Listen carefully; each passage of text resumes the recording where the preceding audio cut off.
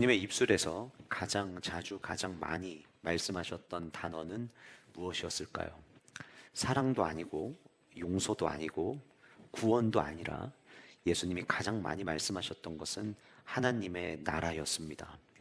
때가 찼고 하나님의 나라가 가까이 왔으니 회개하고 복음을 믿으라. 오늘 우리가 마가복음 본문을 보고 있기 때문에 그 마가복음 1장 15절에 예수님께서 첫 번째 설교하시면서 선포하셨던 것은 하나님의 나라였다라고 하는 것을 우리는 볼 수 있습니다. 때로는 갈릴리 해변에서, 때로는 산 위에서, 때로는 들판에서, 때로는 집에서 예수님은 끊임없이 하나님의 나라를 말씀하셨습니다.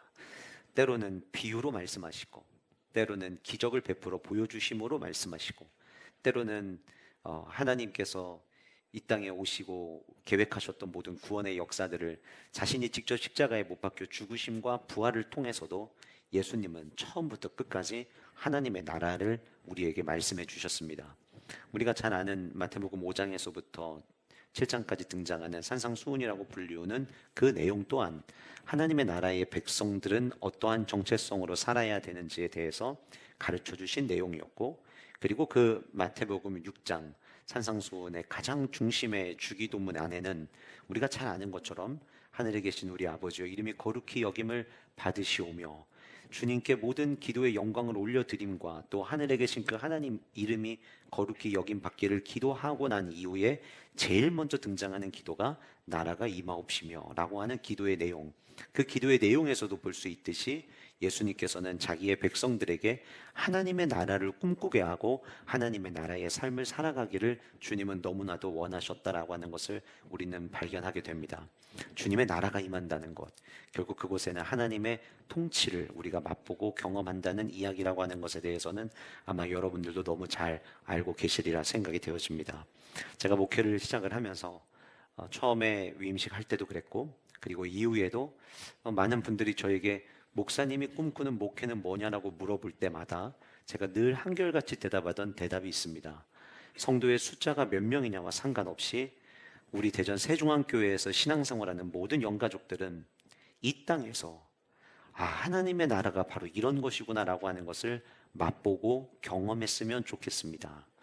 제 목회의 철학이 그래요.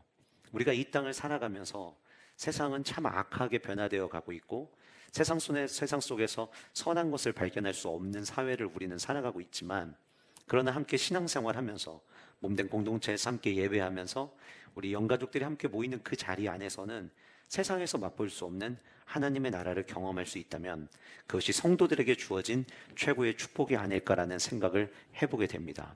그러다 보니까 복음서를 읽어보다 보면 예수님이 그토록 강조하셨던 것이 하나님의 나라이기에 하나님의 나라 혹은 하늘나라라고 하는 이 표현이 100번 이상 이 사복음서 안에 계속해서 반복적으로 드러나는 것을 우리가 보게 됩니다. 다시 말씀드리면 예수님에게 하나님의 나라는 단순히 하나의 주제가 아니라, 하나의 테마가 아니라 예수님의 사역 전체를 관통하는, 그리고 주님이 이 땅에 오셔서 성육신 하시는 동안 우리에게 가르쳐 주기를 원하셨고 들려주기를 원하셨던 중심 메시지가 바로 하나님의 나라라고 하는 것을 우리는 발견하게 됩니다. 그리고 그 예수님은 하나님의 나라를 말씀하실 때 죽어서 경험하는 하나님의 나라가 아니라 지금 이곳에서 내가 너희들을 부르는 그 순간부터, 그리고 나와 함께 동행하는 이 여정 속에서 하나님의 나라를 지금도 맛볼 수 있다라고 하는 것을 사복음서 안의 스토리를 통해서 우리에게 보여주고 계십니다. 그렇다고 한다면 마찬가지로 저와 여러분들 역시 우리 하루하루의 삶이 이제 명절 연휴가 시작돼서 여러분들이 가족들과 함께 보내는 시간 속에서도 우리가 경험해야 되는 것은 바로 하나님의 나라라고 하는 것입니다. 그러면 질문을 하나 드려볼게요. 그 하나님의 나라는 어디에서부터 시작이 되는 것일까요? 오늘 이 질문에 대한 답을 저와 여러분들이 함께 찾아가면서 1월부터 시작된 오이코스 비전 시리즈의 그 마지막 설교로 저는 오늘 여러분들과 함께 하나님의 나라에 대한 이야기를 좀 해보려고 합니다. 근데 참 재밌게도 오늘 저와 여러분들이 읽은 이 본문 안에는 하나님의 나라라는 단어 혹은 하늘나라라는 단어, 아니 다르게 천국이라는 단어조차 오늘 본문에는 언급되지 않습니다. 그럼에도 불구하고 제가 오늘 말씀의 제목을 하나님의 나라가 시작되는 곳이라고 말씀을 정한 이유는, 하나님의 나라는 멀리서 시작되는 것이 아니라 아주 지극히 보잘것없었던 한 사람의 삶 가운데 하나님의 부르심으로부터 시작이 되고, 그리고 그 오이코스가 어떻게 확장되어 가는지, 그리고 오늘 본문 속에 등장하는 함께 식탁을 나눴던, 예수님과 함께 식탁을 나눴던 바로 그 자리가 하나님의 나라라고 하는 것을 우리가 함께 살펴보면서, 하나님의 나라는 어떻게 시작이 되고, 그리고 오이코스는 어떻게 움직이게 되고 어떻게 확장되어 가는지, 그리고 그 오이코스 안에서는 어떤 일들이 일어나는지 여러분들과 함께 오늘 이 예배를 통하여 나눠보려고 합니다. 제가 하나님의 나라를 이야기를 하는데, 오늘 저와 여러분들이 함께 읽은 이 본문은 레위, 오늘 본문은 뭐라고 설명하고 있냐면 알페오의 아들 레위라고 소개를 하고 있어요. 우리가 이야기하는, 오늘 본문에 이야기하는 이 알페오의 아들 레위는 다른 공간복음서에서는 세리 마태로 등장하는 인물입니다. 그런데 이 마태복음, 마가복음, 누가복음에 세리 마태를 주님이 부르시는 장면이 다른 복음서 안에서도 등장을 하고 있는데, 유독 마가복음은 그 장소가 일어난 장소, 오이코스라고 하는 단어를 쓰면서 지금 이 사건이 한 사람의 개인에서 시작하여 가정으로 옮겨진 모습이라고 하는 것을 우리에게 마치 조금 더 강조하듯이 오늘 성경 본문은 우리에게 이야기하고 있습니다. 그래서 저는 이 오이코스 안에서 어떻게 하나님의 나라가 시작이 되었고, 그 오이코스 안에서 어떠한 일들이 일어났는지를 여러분들과 함께 나눠보려고 하는 것입니다. 마가복음 2장 13절에서 17절에 등장하는 이 세리 소명 기사와 그 뒤에 이어지는 식탁의 교제 사건은 예수님의 공적 사역 이 초기에 제자도의 본질, 그리고 예수님의 정체성을 우리에게 동시에 보여주는 너무나도 귀한 본문이기에, 오늘 이 말씀을 통하여서 저와 여러분들이 하나님의 나라는 어디에서 시작이 되고 그 하나님의 나라를 우리는 어떻게 꿈꿔야 하는지, 그리고 하나님의 나라 안에서 어떠한 일들이 일어나기를 우리는 소망해야 하는지 저와 여러분들이 함께 기대하는 마음을 가지고 말씀을 듣기를 원하고, 간절히 원하기는 오늘 본문에 등장하는 세 가지의 대지 모두가 여러분들의 이야기가 되시기를 주님의 이름으로 축복합니다. 하나님의 나라가 시작되는 오이코스, 어디에서 시작이 될까요? 첫 번째로 제자로의 부르심에서 시작된다라고 하는 것입니다. 오늘 본문은 알페오의 아들 레위를 부르시는 장면이 먼저 나오고요, 그리고 그 뒤에 이어서 그의 집에 앉아 계실 때에라고 하는 15절로 이어집니다. 그러니까 오이코스라고 하는 단어가 마가복음에는 다른 공간복음과 다르게 강조되었는데, 그 오이코스가 바로 한 번에 그냥 오이코스로 가는 것이 아니라 그 오이코스가 있기 이전에 일어난 사건을 오늘 본문은 13절과 14절에서 우리에게 보여주고 있다는 거예요. 더욱이 이 마가복음 2장은 오이코스 안에서 일어난 일을 지금 계속 우리에게 중점적으로 보여주고 있었습니다. 여러분들 가지고 계신 성경 앞부분에 보시면 2장 1절에서부터 12절까지 우리가 잘 아는 중풍병자 이야기가 등장을 합니다. 너무 잘 아는 스토리죠. 중풍병에 걸린 사람이 있었고 4명의 사람들이 그 사람을 고치기 위해서 예수님께로 데리고 나갔는데, 예수님이 말씀을 전하시는 그 자리에 너무 많은 사람들이 몰려와 있어서 예수님께로 중풍병 걸린 친구를 데리고 나갈 수가 없게 되자 그들이 지붕으로 올라가 지붕을 뜯어내고 그 중풍병자 환자가 누워있는 그 침대를 아래로 내려서 예수님께서 고쳐주신 사건이 바로 이 2장 1절에서부터 12절까지 등장하는 사건입니다. 예수님께서는 말씀하시죠. 친구들의 믿음을 보시고 중풍병자에게 내 죄사함을 받았다라고 말씀을 하시는 이야기가 앞에 나옵니다. 그러면서 그 2장 1절에서부터 12절까지의 본문 안에서도 이 장소가 이 사건이 일어난, 중풍병자를 고치시는 사건이 일어난 장소가, 그리고 죄사함을 선언하신 장소가 오이코스였다라고 하는 것을 2장 1절에서부터 12절까지도 보여주고 있었어요. 그러니까 각 공간복음서마다 우리가 흔히 저자라는 표현을 쓰는데, 사실 저자라는 표현보다도 목격자라는 표현이 더 어울린다고 생각을 해요. 왜냐하면 마태, 마가, 누가를 복음을 쓸 때 이들이 자기들이 그냥 글을 쓴 게 아니라 결국은 예수님의 공생의 기간 동안 일어난 일을 목격한 내용을 썼기 때문에 오히려 목격자라는 표현이 더 맞을 것 같은데요. 그 마태복음, 마가복음, 누가복음을 기록한 그 목격자들이 마치 마가복음을 쓴 이 마가의 경우에는 이 집에서 일어난 사건을 뭔가 중점적으로 목격자적 관점으로 지금 우리에게 이야기를 하고 있다는 거예요. 그러니까 2장 1절에서도 오이코스가 굉장히 중요한 장소가 된 것처럼 오늘 저와 여러분들 읽은 본문 안에서도 그 오이코스가 중요한 장소가 되고 있다라고 하는 거죠. 13절 말씀을 보시면 예수님께서 다시 바닷가에 나가심에, 그러니까 중풍병자 사건이 있고 난 다음에 예수님은 다시 바닷가에 나가신 거예요. 그리고 나가셨을 때 거기에 큰 무리가 나왔거늘 이렇게 이야기합니다. 큰 무리가 나왔거늘. 그리고 그 큰 무리에게 예수님께서는 가르쳐 주셨다라고 말합니다. 여러분, 예수님의 말씀은 2000년 전 이때나 지금이나 모든 무리들에게 주님의 말씀은 열려 있습니다. 그런데 13절에서 큰 무리에게 가르치시던 그 주님께서 14절 말씀에 보시면 무리를 대상으로 가르치시고 난 이후에 지나가시다가 오늘 말씀의 주인공인 알페오의 아들 레위가 세관에 앉아 있는 것을 보시고 그에게 이야기하십니다. 나를 따르라. 그리고 주님이 나를 따르라고 이야기를 했더니 일어나 따르게 되었다라고 하는 기록이 오늘 본문에 등장하고 있습니다. 13절과 14절은 우리에게 뭔가 다른 대조를 보여주고 싶어 하는 거예요. 주님의 말씀이 모든 무리에게 열려는 있다. 그러나 그 말씀을 들은 모든 무리가 제자가 되는 것은 아니다. 그렇다고 한다면 오늘날 이 시대 속에서도 저는 동일하다고 생각합니다. 오늘 여러분들 모두가 함께 말씀을 듣는 자리에 나오셨습니다. 근데 우리가 무리가 아니라 주님이 원하시는 것은 무리라도 주님의 가르침을 받을 수는 있어요.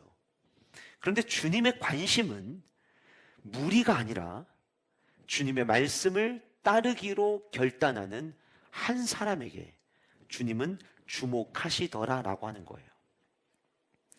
오늘 말씀의 14절에서 이 14절 그리고 뒤에 좀 이따 살펴볼 15절에 따른다라고 하는 표현이 반복해서 등장을 하고 있습니다. 여러분, 오늘 본문에 등장하는 이 알페오의 아들 레위는요, 엄밀히 말씀드리면 주님을 따를 준비가 하나도 되어 있지 않은 상태였습니다. 성경에 등장하는 세리, 우리가 흔히 세리와 죄인들이라고 하는 하나의 묶여있는 표현을 성경에는 자주 언급된다는 것을 제가 지금까지 교회에서 설교하면서 여러 차례 여러분들에게 말씀을 드렸기에 아마 아실 거예요. 세리들을 당시 사람들은 죄인 취급했다라고 하는 거죠. 그냥 단순히 세리 그러면 오늘날의 세관 공무원처럼 우리는 생각을 하는데 이때 당시에 세리를 죄인으로 여겼던 이유가 있었습니다. 이때 당시에는 그들이 로마의 지배를 받고 있을 때였죠. 그러면 세리가 정기적으로 로마의 세금을 먼저 선납을 합니다. 그러니까 내가 가지고 있는 걸 가지고 로마에다가 이번에는 우리가 이만큼 세금을 내겠습니다라고 하고 먼저 선납을 하는 거예요. 당시에 이 세리 중에는 두 가지 유형의 세리가 있었다라고 하는 것이 탈무드에 기록이 되어 있더라고요. 하나는 일반 상품에 세금을 부과하는 세리가 있고, 또 하나는 통관세 혹은 이동세를 받는, 사람들이 오가는 길목에 앉아서 마치 통행료 받는 것처럼 그렇게 세금을 걷던 유형의 세리가 있었다고 하는데, 탈무드의 기록을 가지고 비교해 보면 오늘 본문에 등장하는 알페오의 아들 레위는 오늘 본문에도 14절에 지나가시다가 알페오의 아들 레위가 세관에 앉아 있는 것을 보시고 라고 성경에 기록되어 있는 것을 봐서 본문에 등장하는 이 레위, 세리 마태는 통관세, 사람들이 지나다니면서 이동할 때마다 내야 되는 그 세금을 걷는 세리였을 것이다 라고 추측들을 합니다. 그러니까 먼저 이 공간을 몇 명의 사람들이 얼마나 통과할지를 모르죠. 그리고 통과를 할 때면 그냥 우리가 예를 들어서 이제 통행료 내듯이 고속도로 통행료 내듯이 그냥 알아서 그 금액들이 정확한 금액만 나가는 게 아니라 통행을 할 때 만약에 뒤에 짐을 싣고 가면 그 짐 안에 어떠한 물건이 있는지 그리고 그 물건에 대한 세금을 부과를 해서 받는데 얼마나 많은 양이 오갈지를 모르잖아요. 모르는 상황에서 로마에다가 먼저 돈은 줘요. 그리고 난 다음에 자기가 임의대로 자기가 걷고 싶은 대로 그냥 세금을 걷는 거였어요. 만약에 세금을 내지 않으면 통과할 수가 없습니다. 그러니까 울며 겨자 먹기 식으로 지나가는 사람들은 아무리 세리가 비싼 금액을 요구해도 그냥 내야만 하는 거예요. 통과해서 가서 물건을 팔아야 돈을 벌 수가 있고 생계를 유지할 수 있었기 때문에 어쨌든 이 레위에게, 오늘 본문의 이름을 제가 쓰겠습니다. 알페오의 아들 레위에게 돈을 내야만 했던 거예요.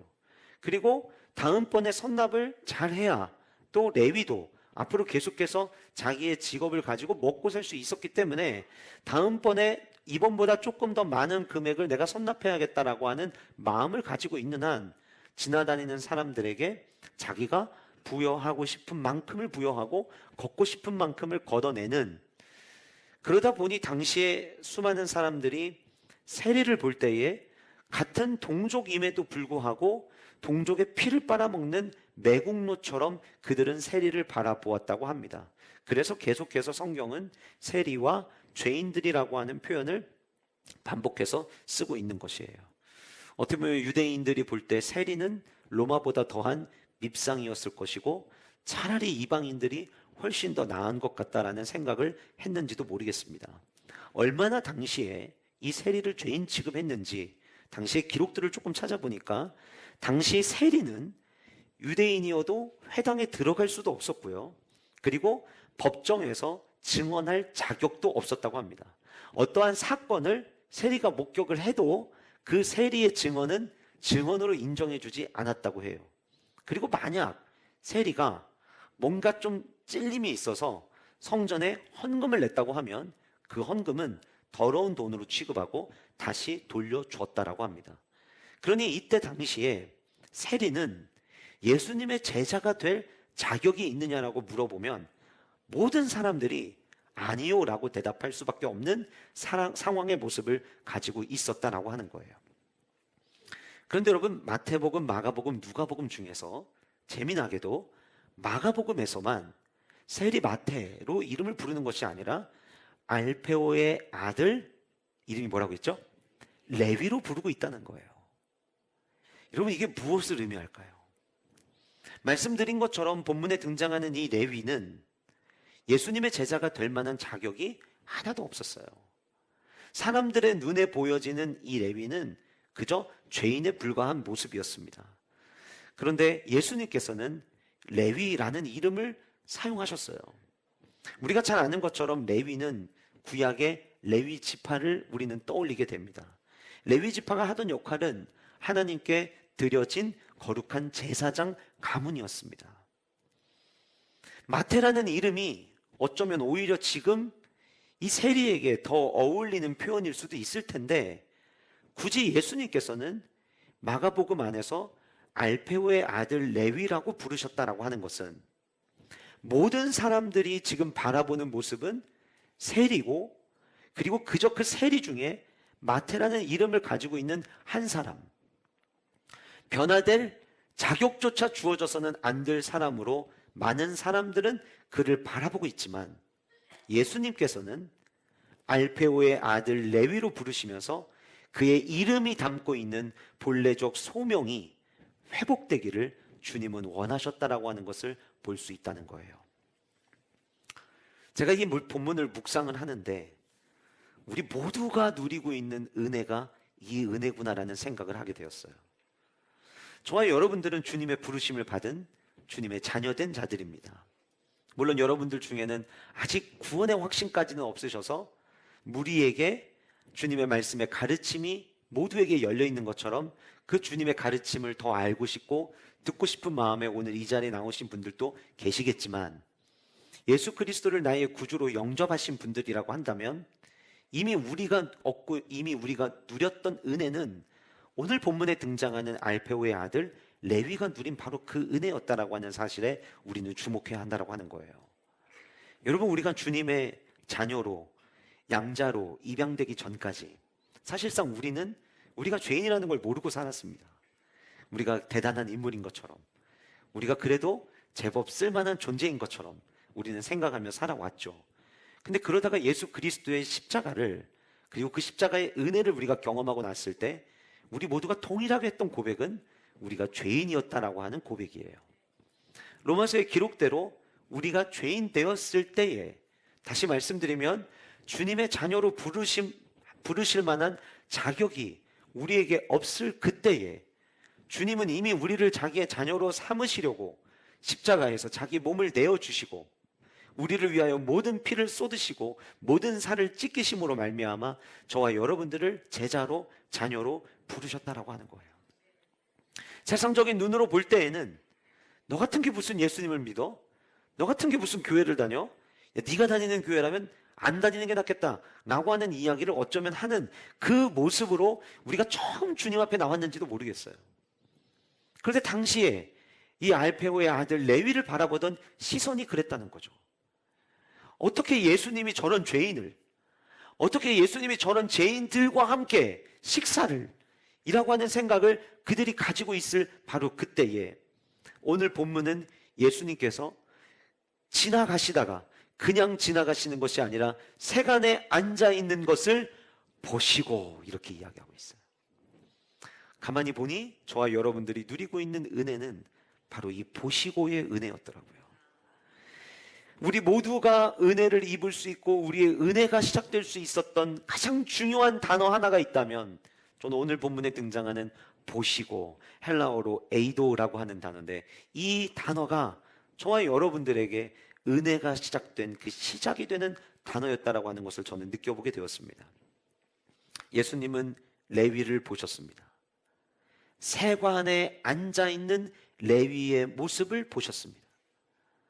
주님은 그의 직업을 먼저 보지 않으셨고, 주님은 그의 과거를 먼저 묻지 않으셨고, 주님은 그가 얼마나 제자로 부를 만한 존재인지, 준비된 존재인지를 묻지도 따지지도 않으셨고, 그저 성경에 주님이 그를 따르라고 이야기하기 전에 등장하는 단어 하나는 그냥 보셨다라고 하는 거예요.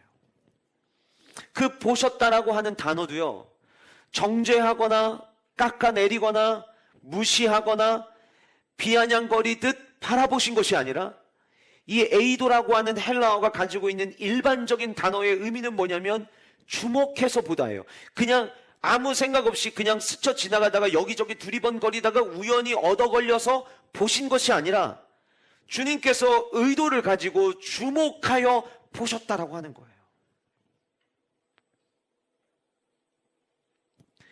이 땅을 살아가는 수많은 사람들이 있는데 그 수많은 사람들 중에서 하늘 보좌 우편에 앉아 계신 그 예수 그리스도께서는 저와 여러분들이 제자가 될 자격이 있는지, 우리가 얼마나 의롭게 살아왔는지, 우리의 직업이 하나님 나라에 얼마나 도움이 되는지 그런 거 따지지 않으시고 마치 알페오의 아들 레위로 부르신 것처럼 하나님이 저와 여러분들 각자를 하나님의 형상대로 창조하시고 빚으시고 지으셨을 때의 그 본래의 소명을 다시 회복시키기를 원하는 마음으로 주님이 저와 여러분들을 주목하여 보셨던 것, 그것이 저와 여러분들이 오늘날의 은혜를 입게 된 시작이었다라고 하는 것입니다. 사람들은 알페오의 아들 레위의 오늘을 보았습니다. 오늘 그가 얼마나 타락한 존재인지를 보았어요. 그러나 예수님께서는 그가 변화되고 난 이후에 원래의 이름대로 회복될 모습을 보셨던 거예요. 마치 저와 여러분들에게 자격이 있어서 저와 여러분들을 보신 것이 아니라 여전히 우리도 세리와는 다른 저마다의 죄되는 습성과 본성을 우리가 가지고 있지만 그럼에도 불구하고 저와 여러분들을 주목하여 바라보셨던 이유는 우리 안에 담겨져 있는 하나님의 형상이 있었기 때문이라는 거예요.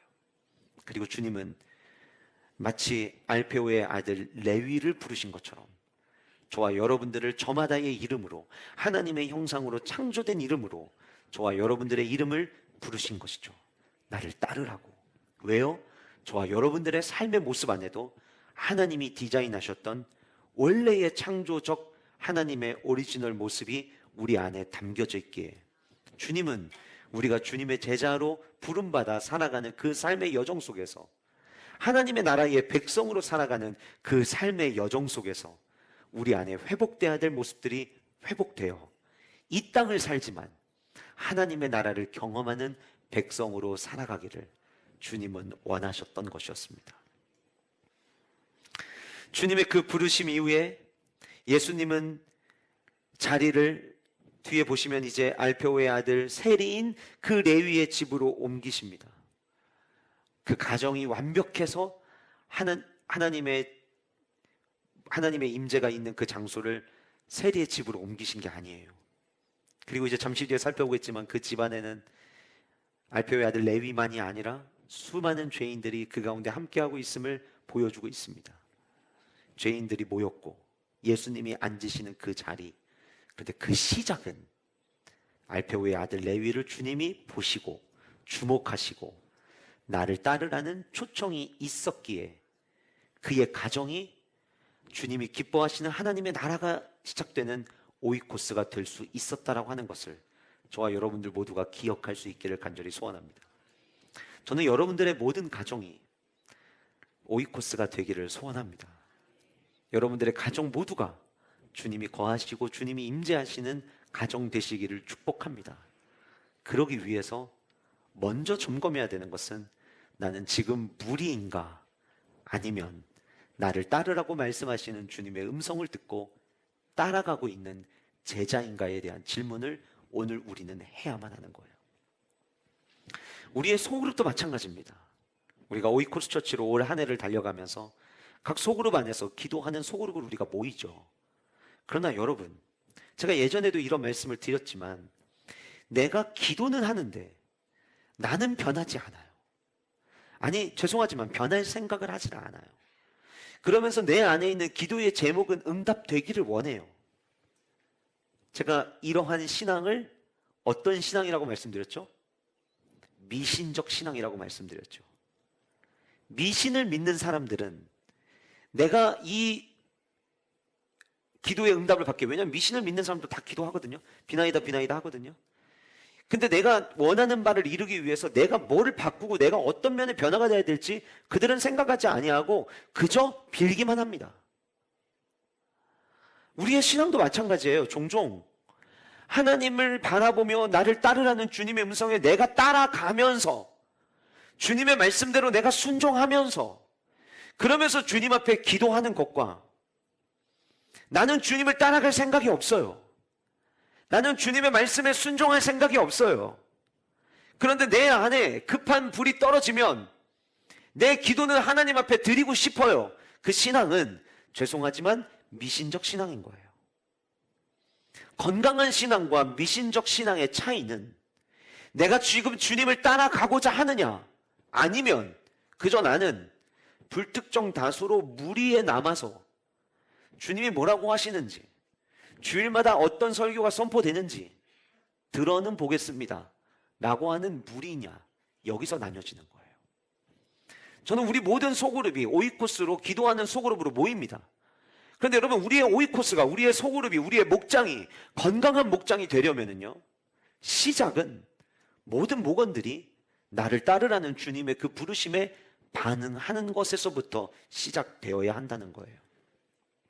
우리 모두가 주님이 따르라고 하는 제자도의 길을 걸어갈 때 우리 모든 오이코스가, 우리 모든 목장이 주님이 기뻐하시는 목장이요, 하나님의 나라가 시작되는 장소가 될 수 있는 것이지, 나는 변화할 생각이 없고 나는 주의 말씀을 따를 생각이 없는데 내 안에 문제가 생겨날 때는 그때는 하나님을 찾겠습니다라고 이야기한다면, 어쩌면 우리의 소그룹은, 우리의 목장은 그리스도의 이름으로 시작한 목장임에도 불구하고 미신적 신앙을 더 키워내는 이상한 괴물 같은 소그룹이 될 수 있다라고 하는 것을 우리는 기억해야 합니다.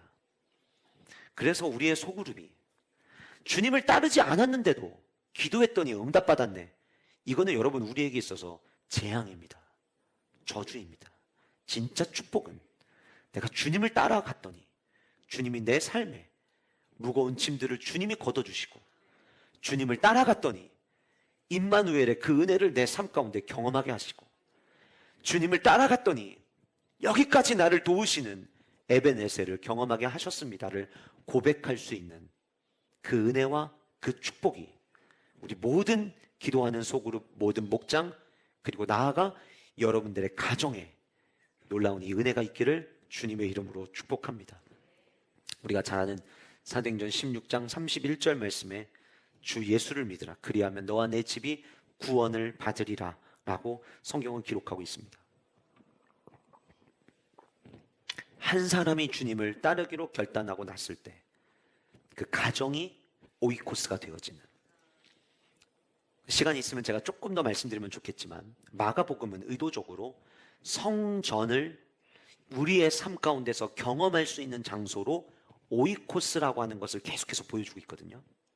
성전에서 모여서 우리가 예배할 때 누릴 수 있는 은혜가 있지만 이 은혜가 성전에서만 누릴 수 있는 것이 아니라 가정에서도 누릴 수 있다라고 하는 것을 마가복음은 의도적으로 보여줘요.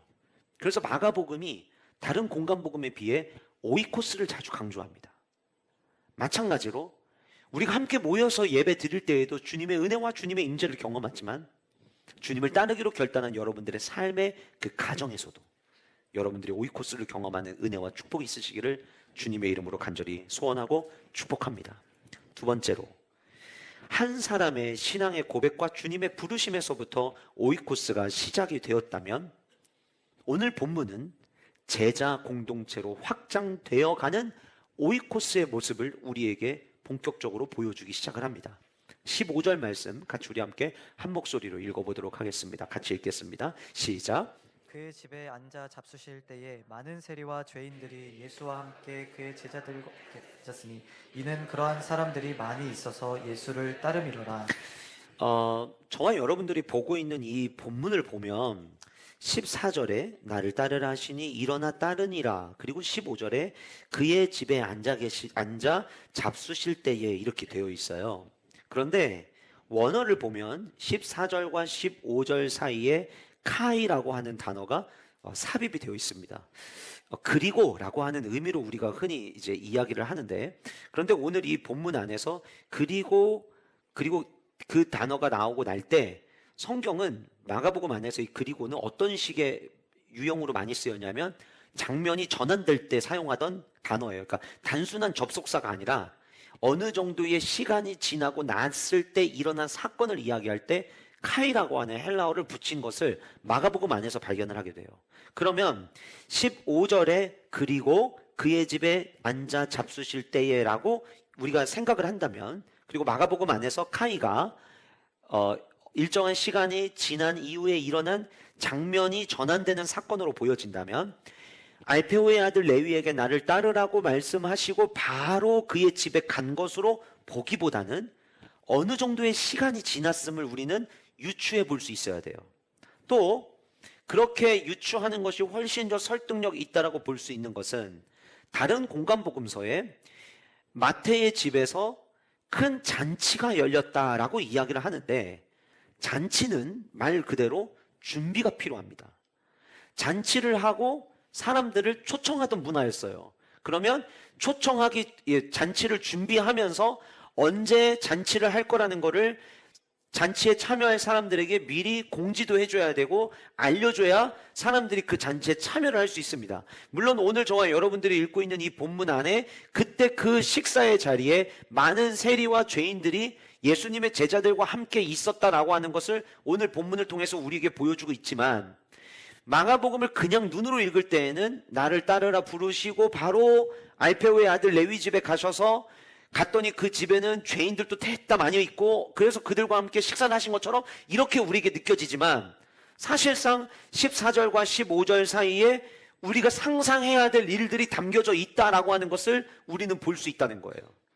그러면 여러분, 우리가 오늘 이 본문 속에서 상상해 볼 수 있는 일들이 어떤 일들이 있을까요? 예수님께서 나를 따르라라고 말씀을 하셨더니 레위가 일어나 따랐다라고 이야기합니다. 마치 즉각적인 반응을 보인 것처럼 성경은 오늘 우리에게 보여주고 있어요. 여러분, 앞에서 제가 말씀드린 것처럼 세리는 늘상 계산기를 두드리는 것을 자기의 삶의 순간순간마다 그냥 일정처럼 여기면서 계산기를 두드리던 사람이에요. 누구 하나가 지나갈 때마다 계산기를 두드려서 얼마를 받을까를 생각하던 사람이었어요. 세리는 동족들이 자기를 죄인 취급해도 그 시선, 그거 그렇게 중요하게 생각 안 했어요. 니들이 뭐라고 해도 내가 배부르면 난 괜찮아. 난 그것으로 만족해. 어떻게 보면 같은 동족의 아픔이라고 하는 그 감정조차도 공유하고 싶은 마음이 1도 없었던 사람들이 세리였어요. 그랬던 그 세리에게 예수님께서 따르라고 말씀을 하셨고, 그가 잠시만요, 계산기 좀 두드려 볼게요. 내가 주님을 따른다고 하는 것이 나에게 어떤 이익을 주는지 따져볼게요. 계산하지 않고 성경은 그를 따랐다라고 이야기를 합니다. 그리고 15절은 그리고 그의 집에 앉아 잡수실 때에 시간이 어느 정도 지났고, 그 시간이 지난 자리에 주님이 그 집에 가셨는데 많은 세리와 죄인들이 예수와 그의 제자들과 함께 앉았다. 오늘 본문은 의도적으로 많은 사람들이 모였다라고 하는 것을 성경은 우리에게 이야기하고 있습니다. 여러분, 당시 고대 이 유대 문화에서 함께 앉아 먹는다라고 하는 것은 관계의 허락, 공동체로 받아들이겠다는 인정, 원래는 우리가 경계가 있었지만 그 경계를 허물겠다는 의미였어요. 본문에 등장하는 많은 세리와 죄인들은 자기들끼리 이미 사회로부터 벽이 쌓여져 있는 존재들이기 때문에 그들이 벽을 헐 수는 없어요. 다시 말씀드리면 예수님과 그들이 함께하기 위해서는요, 그들이 벽을 허무는 게 아니라 예수님이 벽을 허물어 주셔야 되는 거예요. 그런데 예수님께서 그들과 함께 앉아서 식사하셨다, 먹었다라고 이야기를 할 때에 단순히 식탁의 교제만 한 것이 아니라 예수님께서 내가 너희들을 제자 공동체와 함께하는 또 하나의 공동체로 내가 받아주겠다라고 하는 것을 오늘 성경은 우리에게 이야기하고 있다는 거예요. 그런데 그 이야기 뒤에 성경은 이렇게 이야기합니다. 이는, 왜냐하면, 이런 의미겠죠? 왜냐하면 그러한 사람들이 많이 있어서 예수를 따름이더라, 이렇게 돼 있어요. 이 원어를 그냥 그대로 직역을 한다면 15절을 이렇게 직역할 수 있을 거예요. 그의 집에 앉아 잡수실 때에 많은 세리와 죄인들이 예수와 그의 제자들과 함께 앉았으니, 왜냐하면 그들이 많았고 그리고 그를 따르고 있었다, 이렇게 번역할 수 있다는 거예요. 그러면 14절과 15절 사이에 우리가 유추해 볼 수 있는, 상상해 볼 수 있는 모습이 있습니다. 그게 뭐냐면 나를 따르라고 말씀하셨던 그 말씀을 듣고 따르기 시작했던 알페오의 아들 레위의 삶에 뭔가 모를 변화가 시작됐다는 거예요. 그의 변화를 보고 오늘 본문에 등장하는 많은 세리들이, 그리고 본문의 죄인들이, 오늘 본문에 등장하는 이 죄인은 누구인가에 대해서는 제가 세 번째 대지 때 조금 더 자세하게 말씀을 드리겠지만, 그들이 그렇다면 우리에게도, 그렇다면 나에게도 알페오의 아들 레위의 삶에 변화되어져 가는 그 모습을 바라보았을 때, 그렇다면 나도 주님을 따를 수 있을까? 세상 사람들은 어떻게 저런 사람들이 예수님을 따라? 라고 말할지는 모르지만, 그러나 그들은 레위의 변화되어지는 모습을 보면서 그렇다면 나도 따를 수 있지 않을까라고 하는 생각을 그들은 했을 거라고 하는 거예요. 오늘 본문에 마가복음에 등장하는 이 따르다라고 하는 이 단어가 헬라어로 아콜루데오라고 하는 단어입니다. 그런데 이 아콜루데오라고 하는 이 단어는 어떤 의미를 가지고 있냐면, 단순히 그냥 방향과 위치만 바뀌어지는 것이 아니라 제자로서의 헌신의 삶을 같이 할 때 쓰는 단어가 바로 이 아콜루데오라고 하는 단어예요. 그러니까 지금 예수님께서 레위의 집에 들어가셨고 그 집에는 이미 많은 사람들이 있었는데, 그 많은 사람들은 예수님에 대한 호기심을 가지고 모인 사람들이 아니라 우리도 제자로 살아가겠습니다, 제자로 살아가기 위해 헌신하겠습니다. 주님이 무엇을 말씀하시든 그 말씀대로 따르겠습니다. 라고 하는 모습이 지금 그들 안에 형성되어 있다라고 하는 것을 본문은 우리에게 보여주고 있다는 거예요. 오늘 마가복음 2장 14절과 15절에 반복되고 있는 이 아콜루데오라고 하는 이 단어는 일회성이 아니에요. 지속적으로 계속해서 따르겠습니다라고 하는 고백이 있을 때 사용되는 단어였고, 마가복음 안에서 우리 마가복음 1장 18절에 보면 예수님께서 제자들을 부르실 때 곧 그물을 버려두고 예수를 따르니라 라고 이야기를 했잖아요. 따르니라 라고 이야기하는데 여기서도 아콜루데오라는 단어를 쓰고 있어요. 그러면 여러분, 그때 예수님이 그물을 버려두고 따랐던 그 제자들이 잠깐 그물을 버려두고 주님을 따른 데서 끝납니까?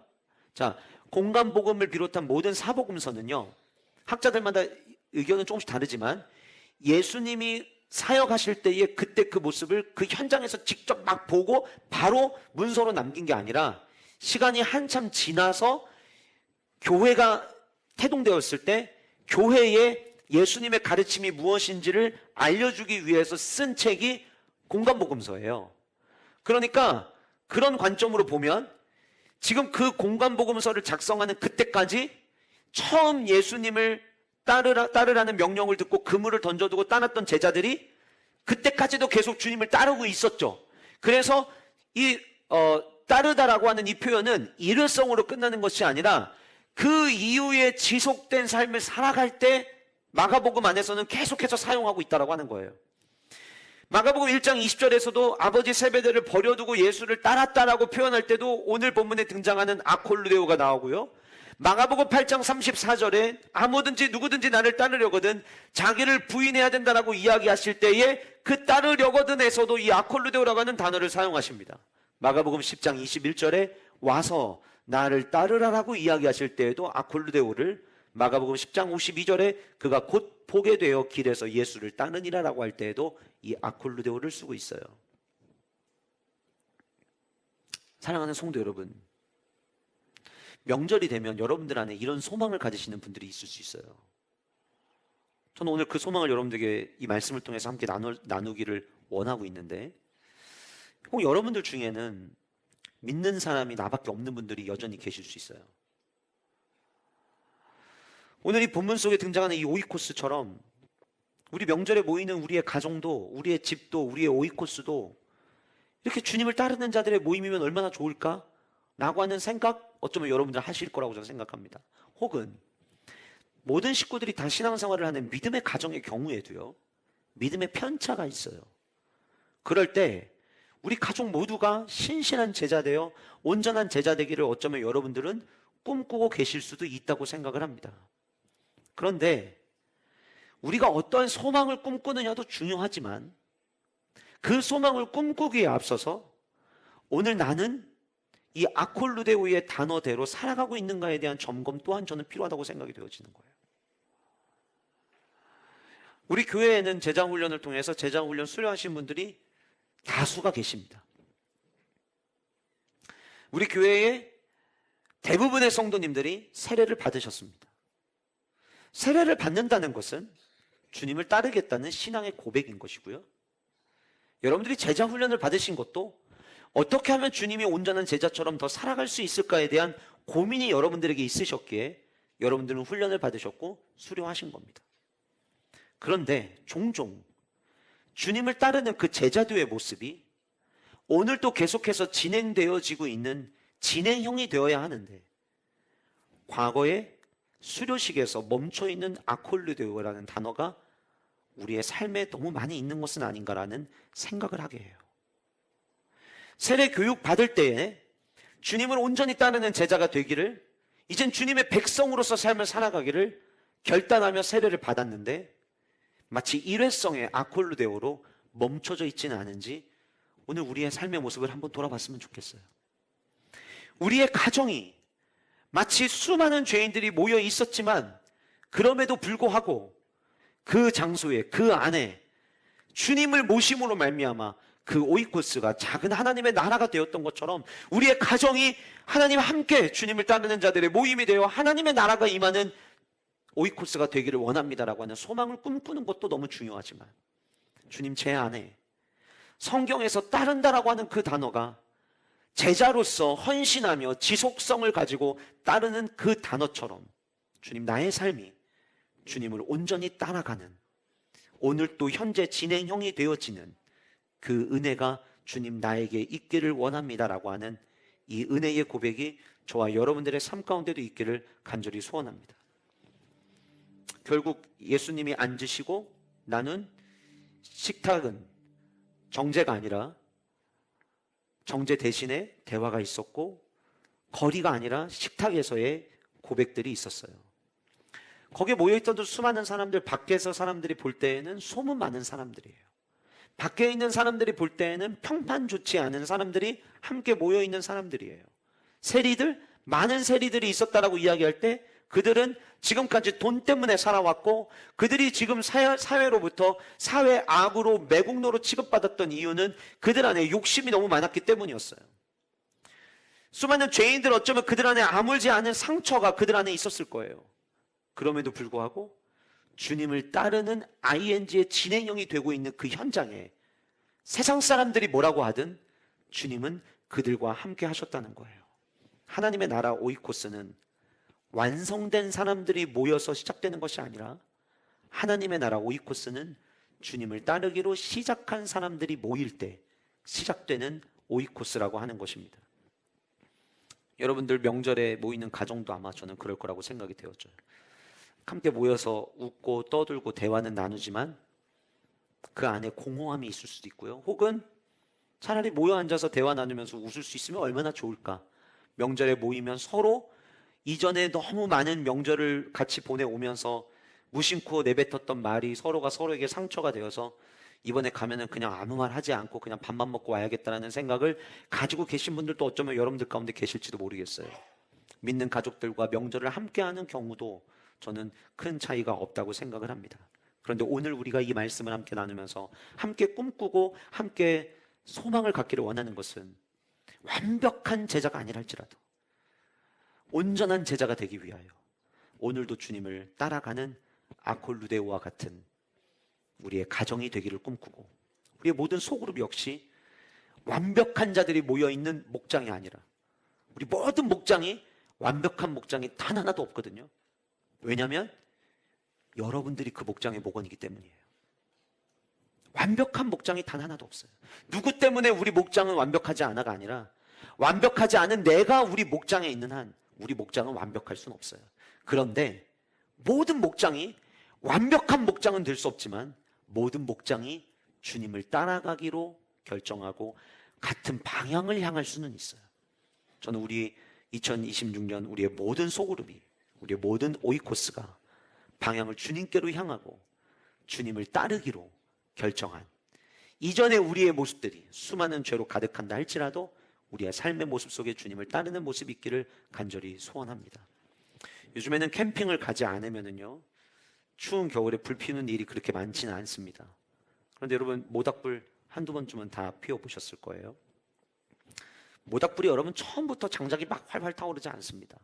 처음에는 마른 종이 하나, 작은 불씨 하나, 그 하나를 먼저 불을 붙이는 것부터 시작합니다. 그 종이를 구겨서 붙인 그 불은요, 작은 불씨는 그렇게 강한 불씨가 아니에요. 약한 불씨입니다. 바람 불면 금방 꺼질 것 같아서 종이에 불 붙여서 장작이 있는 곳에 넣을 때에 우리의 그 크지도 않은 손으로 바람을 막아가면서 우리가 장작에 가져가곤 합니다. 그 불이 그렇게 대단한 불이 아니라고 하는 거예요. 그런데 그 작은 불씨가 장작에 옮겨 붙기 시작하면 그때부터는 내가 손으로 막지 않아도 되는 커다란 불로 타오르기 시작을 합니다. 레위의 집이 그랬습니다. 어떻게 보면 곧 꺼질 것 같고 다시 죄인의 자리로 돌아올 것 같았던 알페오의 아들 레위가 옮겨 붙기 시작을 하니까 수많은 세리들이, 수많은 죄인들이 주님을 따르기로 결정하는, 수많은 말씀을 듣던 무리에서 지나가시면서 바라보셨던 한 사람이 이제는 주님을 따르는 제자 무리가 되는 은혜가 오늘 본문 속에 등장하고 있는 것처럼, 혹 여러분들 가운데 지금은 나 혼자 신앙생활하고 나 혼자의 이 신앙도 곧 꺼질까봐 위태로워서 보잘것없는 불씨처럼 불꽃처럼 보인다 할지라도 여러분들이 여러분들의 가정에 불을 옮겨 붙임으로 말미암아 여러분들의 가정이 활활 타오르는 뜨거운 공동체로, 오이코스의 공동체로 세워지는 은혜가 있기를 간절히 소원합니다. 이번 명절에 가족들이 함께 모이는 우리 가정이 주님이 함께 하시는 은혜의 자리가 되기를 소원합니다. 수많은 세리들이 모였지만, 죄인들이 모였지만 주님을 모신 그곳이 하나님의 나라가 되었던 것처럼 우리 모든 소그룹이, 여러분들의 모든 가정이, 때로는 우리의 가정의 형편이 높은 산처럼, 거친 들처럼, 보잘것없는 초막처럼 느껴진다 할지라도, 혹은 이 정도면 궁궐이지 라는 생각을 하는 만족이 있더라도 그곳에 주님을 모시지 않으면 그곳은 하나님의 나라가 될 수 없어요. 그러나 반대로 그곳이 어떤 곳이든 주님을 모시면 그곳이 하나님의 나라가 될 수 있습니다. 이번 명절에 여러분들의 모든 가정이 주님을 모심으로 말미암아 그 어디나 하늘나라, 주 예수와 동행하니 그 어디나 하늘나라. 그래서 여러분들이 이번 명절에 가족들끼리 함께 모여서 기도하고 예배 드리실 때 잠시 동안 좀 침묵하시고, 누가 기도를 하시든 주님, 우리가 예배하기 위해 둘러 앉았습니다. 주님 모신 곳 그 어디나 하늘나라라고 말씀하셨는데 오늘 이곳에 주님의 나라가 임하게 하여 주옵소서. 기도하시고 함께 말씀 나누시는 은혜로운 명절 되시기를 주님의 이름으로 축복합니다.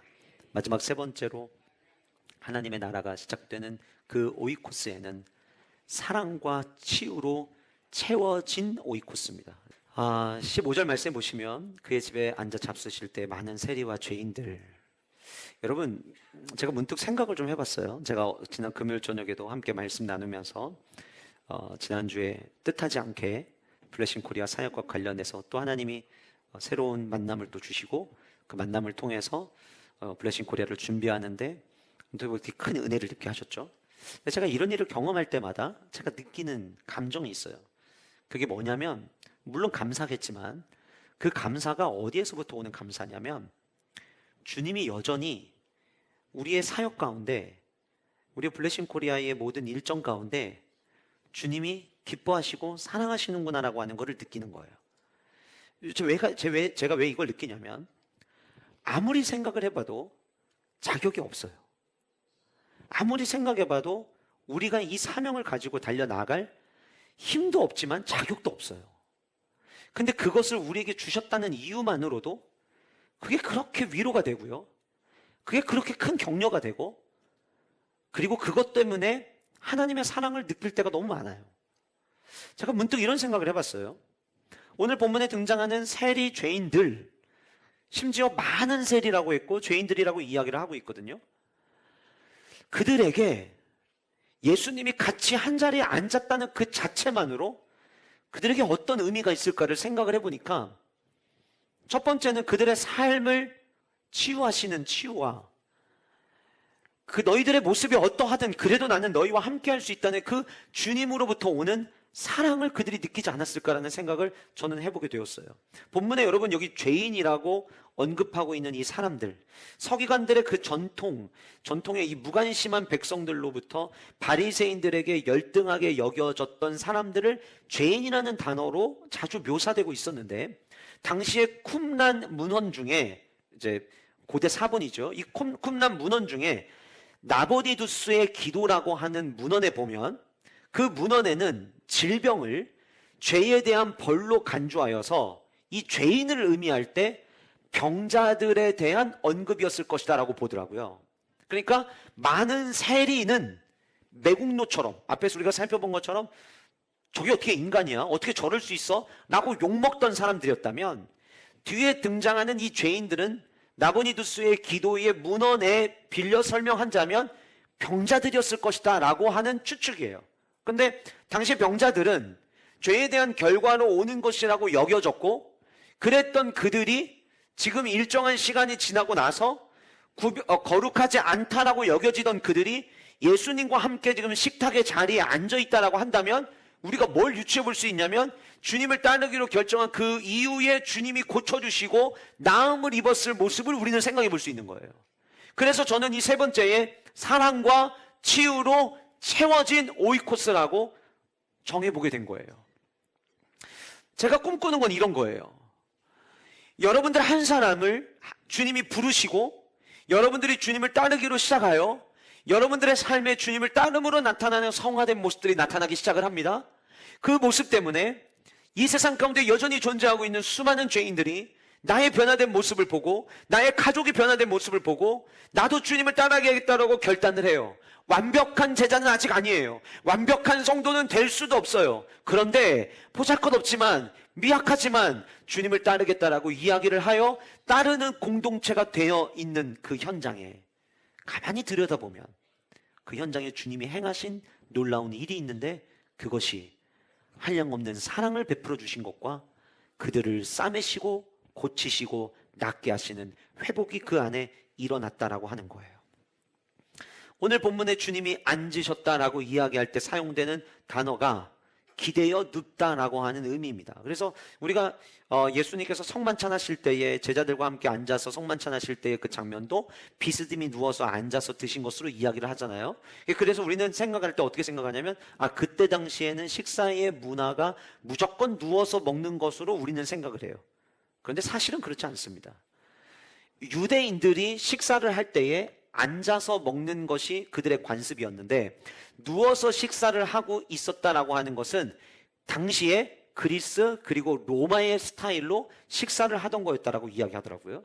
그런데 여기서 말하는 함께 기대어 누웠다라고 하는 함께 식사했다라고 하는 것은 그냥 단순히 유대인들이 앉아서 식사를 하는 것과는 다르게 식탁을 함께 하는 것을 서로 너와 나는 같아 라고 하는 동일시적 개념을 할 때에 비스듬히 누워서 식사하는 문화가 있었대요. 그러니까 지금 예수님께서 앉아 잡수실 때에 많은 세리와 죄인들이 이렇게 이야기할 때 앉으셨다라고 하는 이 말의 의미는 나와 너희들은 이제 같아. 이제 너희들은 죄인이 아니야. 너희들은 이제 나음을 입은 자들이야 라고 하는 어찌 보면 주님의 그 앉으심은 그들에게 선포와 같았다라고 하는 거예요.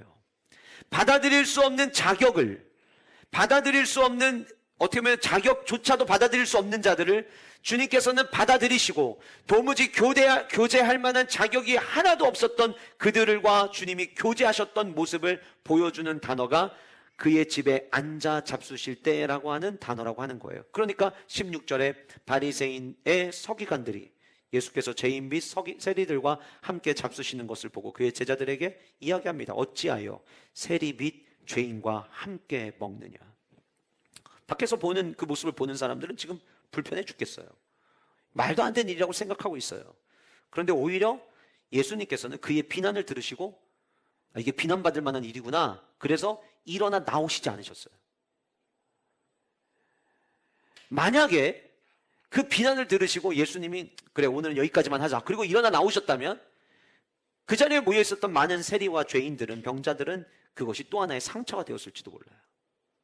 그런데 주님은 비난하는 소리를 들으심에도 불구하고 그곳에 그대로 머무심으로 단순히 머무신 게 아니라 그들을 품어주셨던 거예요. 우리가 모이는 오이코스가 여러분들의 가정이 완벽해서 주님이 거기에 계시는 것이 아니라 주님이 우리의 가정에 계신다면 우리의 목장에 계신다면 그 계시는 자체만으로 우리를 품어주고 계시기 때문이라는 것을 우리는 기억해야 된다고 하는 거예요. 예수님께서 비아냥거리고 비난하는 사람들의 소리를 들으시고 그들에게 말씀하십니다. 건강한 자에게는 의사가 쓸데없고 병든 자에게라야 쓸데있느니라. 나는 의인을 부르러 온 것이 아니요 죄인을 부르러 왔노라. 아까도 말씀드렸지만 자격 없다는 것 알페오의 아들 레위가 누구보다도 잘 알았을 거예요. 그 자리에 모였던 수많은 세리들 자신들이 자격 없다는 거 더 잘 알았을 거예요. 병자들 역시 마찬가지였을 거예요. 우리가 주님을 따른다는 것 말도 안 되는 거예요.